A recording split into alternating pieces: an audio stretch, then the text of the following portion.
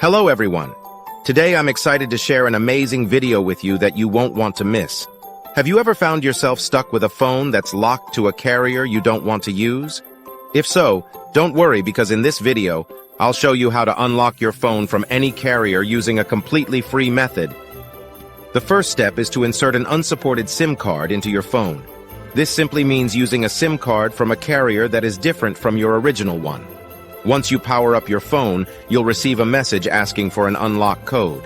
All you have to do is enter the unlock code, and boom! Your phone is now fully unlocked and ready to be used with any carrier you choose.